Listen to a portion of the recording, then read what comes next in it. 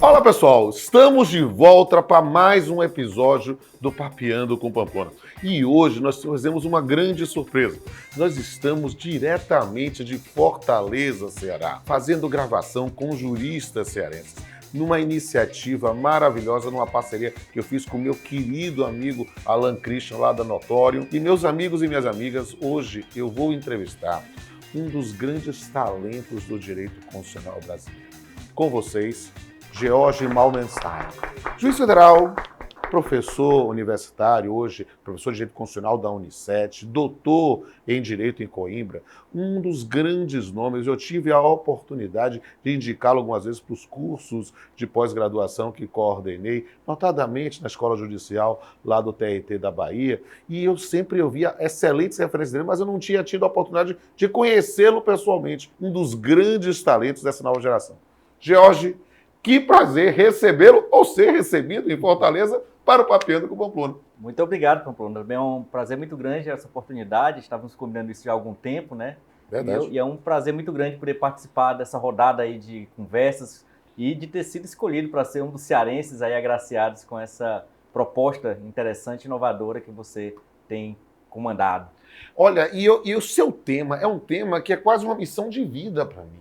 Uma ideia de combate ao preconceito. Na verdade, a construção hoje, o nosso tema, meus amigos, minhas amigas, de todo o país, nós estamos aqui falando sobre discriminação por preconceito implícito.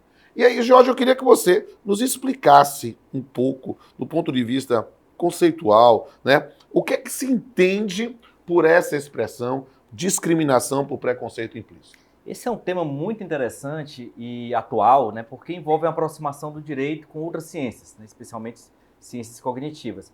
E de modo bem simples, todos nós temos reações automáticas a determinados estímulos, né?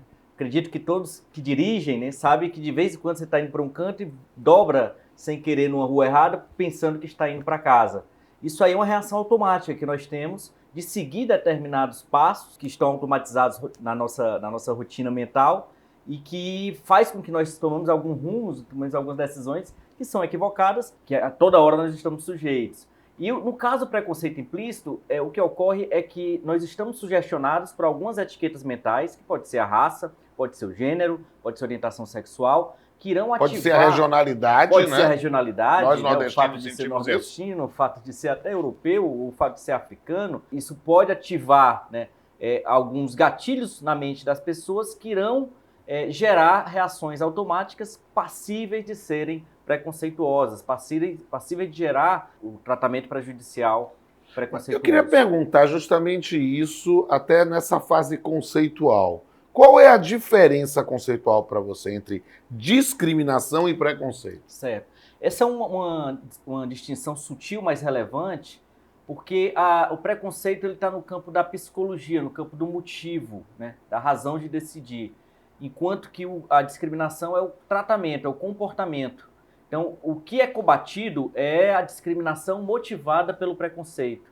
Você tem alguns tratamentos que são prejudiciais a grupos minoritários, que são legítimos, que são motivados por razões legítimas. No caso do preconceito, você prejudica grupos estigmatizados, motivado por razões que não são legítimas, que são odiosas. E aí eu queria entender, no sistema normativo brasileiro, qual é a base, né, para o combate à discriminação por preconceito implícito? A Constituição brasileira, de um modo geral, é o principal instrumento normativo que combate todas as formas de discriminação. Ela não trata explicitamente do preconceito implícito, mas quando nós falamos de todas as formas de discriminação, me parece que está abrangido todas as formas de discriminações odiosas, todas as formas de discriminação não legítimas, todas as formas de discriminações prejudiciais a grupos que são estigmatizados pelo fato de eles serem membros desses grupos. E, portanto, nesse caso, a Constituição já seria a fonte normativa para o combate à discriminação por preconceito implícito e explícito. Mas também nós temos tratados internacionais humanitários que combatem todas as formas de discriminação, temos normas no Código Penal, a própria Lei de Racismo, Código Civil, Código de Defesa do Consumidor, Estatuto do Idoso, todos esses instrumentos, de algum modo, contemplam a igualdade, que é o principal fundamento do combate à discriminação, e, por tabela, estão também funcionando como base normativa para combater o preconceito implícito. Agora, eu queria entender, pensando aqui nesse público que está nos ouvindo em casa e aqui presencialmente, como identificar uma situação de preconceito implícito. Eu achei o máximo a sua metáfora do carro, mas eu queria aprofundar um pouco nessa questão. Eu vou dar um exemplo que é baseado em um dos principais estudos sobre preconceito implícito, que é envolvendo distribuição de currículos, né? Os pesquisadores eles distribuíram 1.000 currículos para empresas norte-americanas. Esses estudos geralmente ocorrem nos Estados Unidos ou na Europa. E nesse caso foi um estudo de Harvard em que os pesquisadores distribuíram 1.000 currículos para as pesquisadoras e eram exatamente o mesmo currículo, tinha o mesmo conteúdo. A única alteração era o nome do candidato. Não havia foto, mas eles colocaram algumas pessoas com nomes que são associados às pessoas brancas nos Estados Unidos e alguns que são associados às pessoas negras. Por exemplo, lá nos Estados Unidos, Brian, John, né, são nomes associados à pessoa branca, enquanto Lakifa, Jamal são pessoas associadas às pessoas negras. E depois eles esperaram as ligações, os retornos de ligação, para saber quem seria chamado primeiro, quantos currículos seriam necessários para que uma pessoa branca, uma pessoa negra fosse chamada para uma entrevista. E o que se descobriu é que pessoas que têm nomes associados a pessoas negras precisam mandar 15 currículos para receber uma ligação, enquanto que se o seu nome for associado a um branco, a uma pessoa branca, basta você mandar 10 currículos. E aí, uma das explicações para isso é o preconceito implícito. Muito provavelmente, os recrutadores, alguns podem ter sido motivados por preconceito mesmo explícito, racial, por acharem que uma pessoa com nome de pessoa negra não mereceria ser chamada, mas é provável que alguns, fazendo um trabalho rotineiro, um trabalho automático, tenha ativado inconscientemente um gatilho mental de que aquela pessoa não é tão qualificada e jogado o currículo do Jamal no lixo, quando na verdade ele tem a mesma qualificação do John ou do Brian.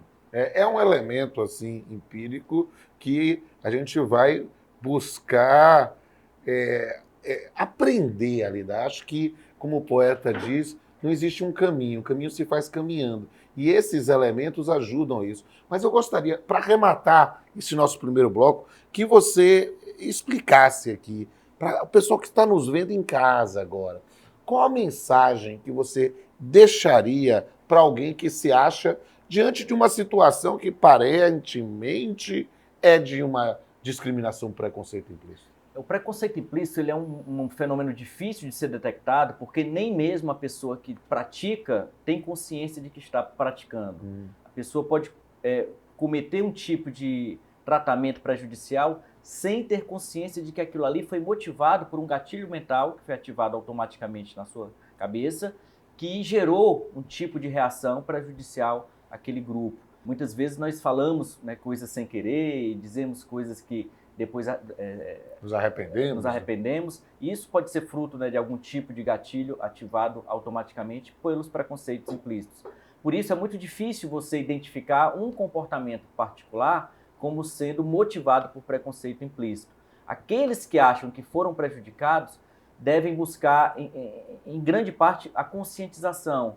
A conscientização principalmente das pessoas que se acham boas, que se acham igualitárias, que se acham bem intencionadas, mas que sem querer, sem ter vontade, de modo não intencional, acabam praticando discriminação por preconceito implícito. É algo que todos nós podemos involuntariamente incorrer e é preciso nos policiar nesse ponto, né? O preconceito implícito, ele é uma espécie de racismo, entre aspas, praticado por pessoas boas. Você não precisa ser ignorante, estúpido, mau caráter, racista, para praticar esse tipo de preconceito. Qualquer pessoa está sujeito a cometer esse tipo de associação automática, porque é fruto realmente de uma construção mental que a gente não tem todo o controle. E a gente precisa tentar identificar, rever e tentar desconstruir. Exato, no campo da prevenção principalmente. Há mecanismos, eu trato no livro, alguns mecanismos... Mostrar aqui o livro para todo mundo aqui, eu já fazer se mexendo. Discriminação é importantíssimo deixar aqui. Ó. É o livro que eu trato realmente do tema, em que eu procuro desenvolver alguns mecanismos para o combate repressivo ao preconceito implícito através do direito da antidiscriminação, mas eu já adianto que a principal medida se dá no campo da prevenção, porque se você consegue melhorar o ambiente, tornando ele menos suscetível aos preconceitos implícitos, você terá certamente menos discriminação. Sensacional. E, querido Jorge, nós temos uma plateia que está doida para fazer pergunta para vocês. Daqui a pouco a gente volta.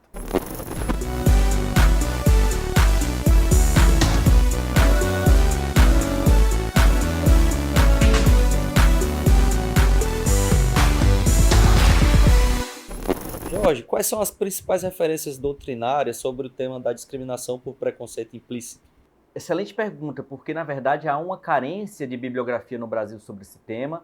Eu procurei trazer esse tema através do livro Discriminação por Preconceito Implícito, né, que está aqui disponível, mas boa parte da doutrina, dos artigos citados, são de estrangeiros, são artigos que vêm dos Estados Unidos, das universidades americanas e europeias. De qualquer modo, já se começa a falar com mais profundidade sobre discriminação aqui no Brasil, mas a base, eu sugeriria, em termos de ponta de partida, o meu livro Discriminação por Preconceito Implícito. Oi, Jorge.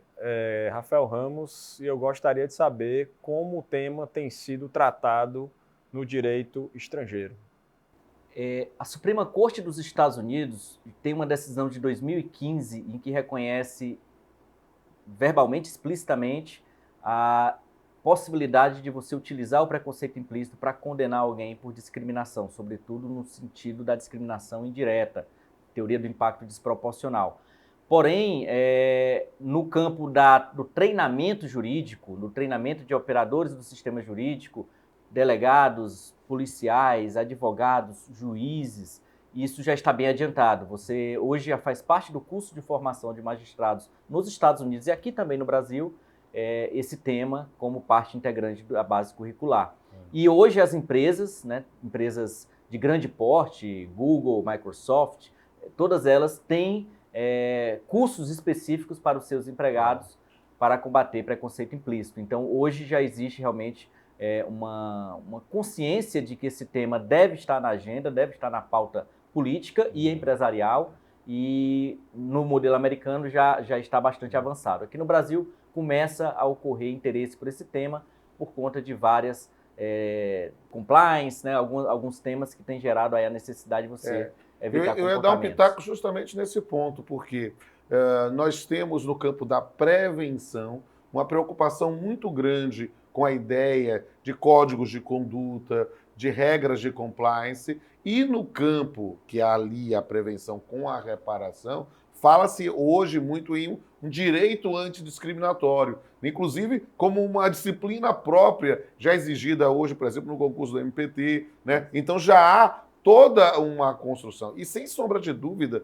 o início da sua resposta é interessantíssimo quando a gente fala sobre a influência da Suprema Corte norte-americana numa construção, vamos dizer assim, os argentinos usam a expressão de doutrina judiciária, né? De construção de doutrina através dos tribunais.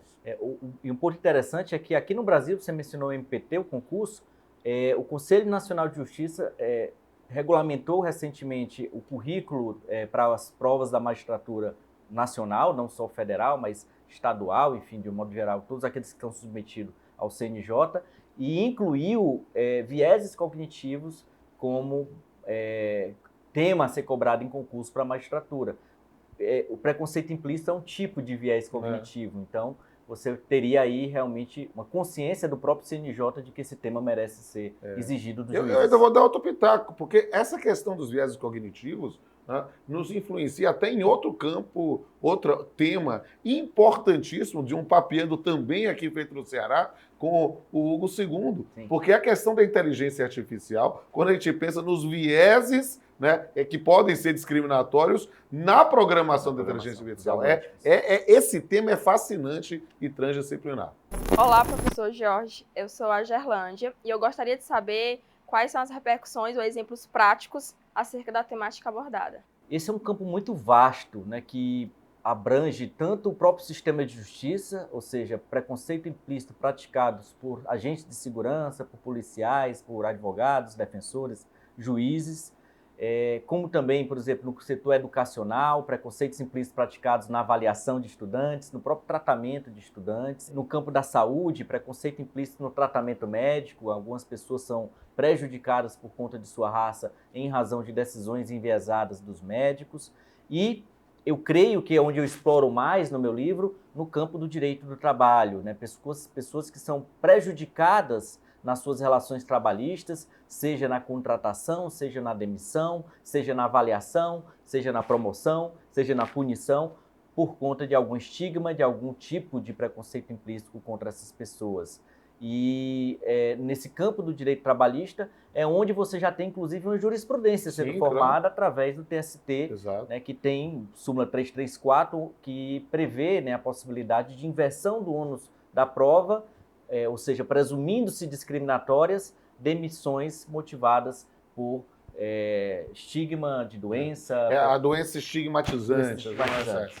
E que, na verdade, a gente já tem, como diploma normativo, já há décadas, a Lei 9.029 de 95, que trata sobre atos discriminatórios contra a mulher e que acabou influenciando essa construção doutrinária. Eu tenho muito orgulho, eu sou juiz do trabalho, completando quase 30 anos de magistratura, a justiça do trabalho são mais de 30 anos, magistratura 27 e pouquinho, né? Mas indo para 28. Mas nesse ponto, eu tenho muito orgulho desse ativismo do bem. Eu acho, na verdade, o ativismo é do bem. A gente precisa ter apenas controles que possam ser legitimados para poder afastar eventuais exageros. Mas, sem sombra de dúvida, a construção de um sistema normativo para combate à discriminação atua-se muito forte na relação de trabalho, porque é justamente nessa situação em que há um abuso de poder econômico, muitas vezes decorrente de uma relação de dependência. Sensacional.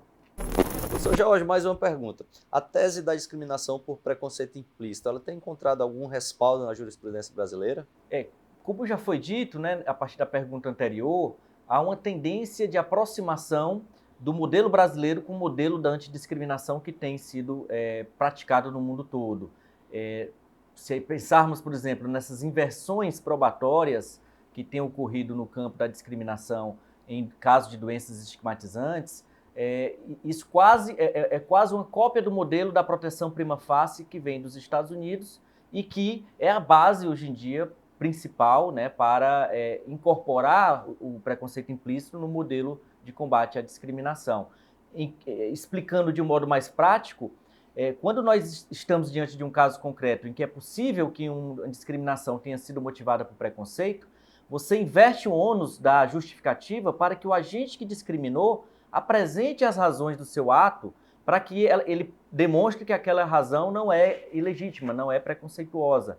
Se ele não é capaz de apresentar uma justificativa plausível, você pode inverter o ônus da prova e presumir que aquela prática é discriminatória. Essa é a lógica que funciona e que, portanto, o preconceito implícito ele funcionaria aí como uma presunção do motivo discriminatório. Seria essa a lógica principal, seguindo o modelo norte-americano, que inclusive usa a palavra negligência para dizer que a prática discriminatória motivada por um preconceito implícito quase sempre é uma prática negligente porque a pessoa não tomou algumas cautelas para evitar o preconceito. Numa construção jurisprudencial, isso que é importante mencionar.